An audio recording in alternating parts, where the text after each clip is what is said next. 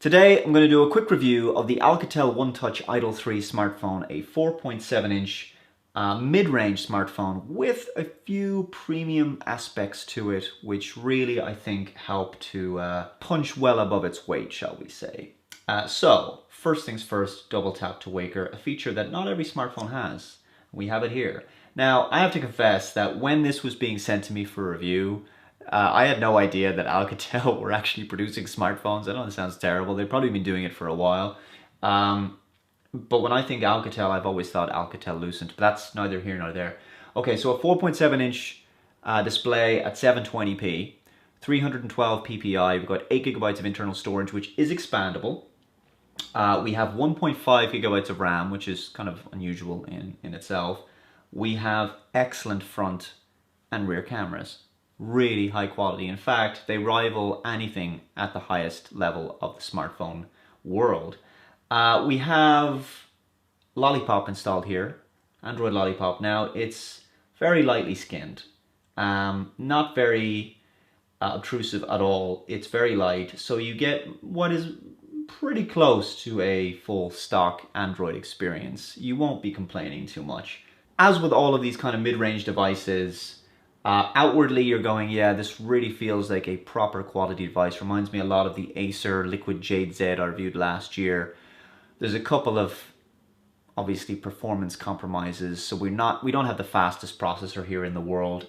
The battery is a major weakness. It charges pretty fast, but it discharges a hell of a lot faster. Now, we do have a battery saving mode that we can activate, and this battery saving mode will basically reduce the performance of the device. It will compromise it somewhat in order to squeeze a little bit more runtime. It limits things like vibration, background tasks, background data, email, messaging, other apps that rely on syncing will also be switched off. Those services won't run in the background. It's not the fastest phone in the world, but it's by no means a slouch. I threw a few games on this thing and a couple of graphical benchmarks, and overall I think, you know, decent performance. I'm not really sure what people are expecting from higher end handsets that these kind of mid-range devices don't do, you know, just as adequately, really. I mean, obviously, as I say, you've got compromises here and there, sure, and it's not going to be the fastest. It's not going to have the best battery in the world, but very few developers develop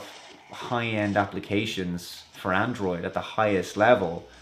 They have to try and target them for where they believe the average user is in terms of their specifications, and that's why I think you know, if I was a smartphone user, and I'm not, as you know, because, you know, I gave up smartphone a long time ago, I could just never bring myself to, you know, spend the kind of money on a high-end device like an iPhone 7 or whatever it'll be, or a Samsung Galaxy S7 or whatever.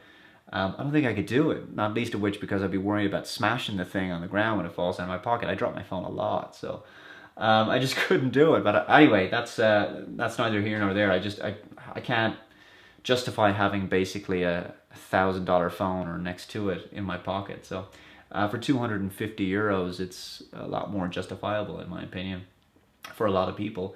What makes it a really good multimedia phone is the sound as well. The sound out of these speakers is just unbelievable, and the best I've heard out of a smartphone probably in a long time, if ever. I mean, it's like really high quality tablet stuff. I had, up until that point, always been a Windows user and had actually no intention of officially switching from Windows to the Mac.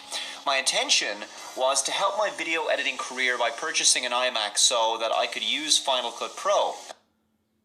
It was actually a genuinely useful organizer as opposed to having to own Office and Windows in order to have one. Front Row, which now sadly no longer exists in OS X, made for a far more impressive from reliability issues because they weren't developed by Microsoft.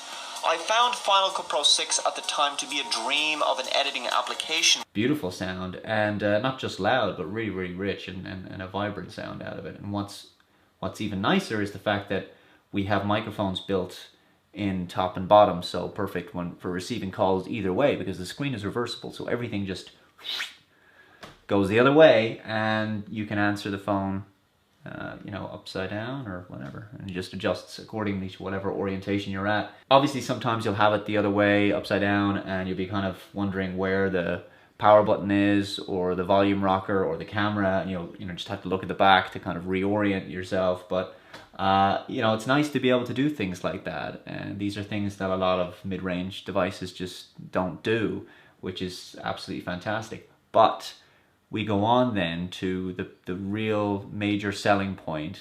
This is the party piece of this device, and that is the front and rear cameras. They're unbelievable.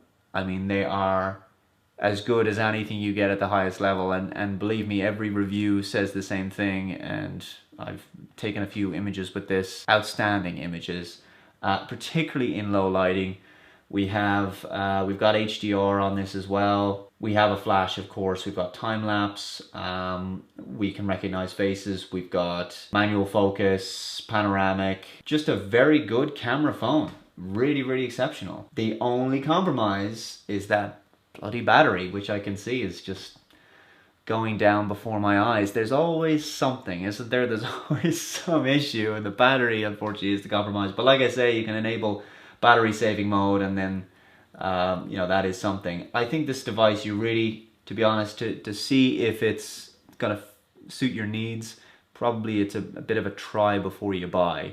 And I think maybe a lot of reviewers out there in the tech community don't suggest that enough. I think people, they watch reviews of smartphones or tablets or laptops or whatever, and they want a quick answer. Maybe they have their finger on the button, they're about to pull the trigger on a purchase, and they just want to know, okay, I want to watch another review, I want to find out, should I buy this, should I not buy it, I'm in the market for a phone, whatever it is. And I think really, maybe we don't tell people to kind of try before they buy, first of all, if you have the option to, of course. I mean, obviously, if you can't, then, if you can send a device back within the remorse period, then give it a go, and if it meets your needs, then you can obviously hold on to it. So that was just a quick look at the Alcatel OneTouch Idol 3 with its beautiful sound, fantastic cameras, and of course its dual microphones.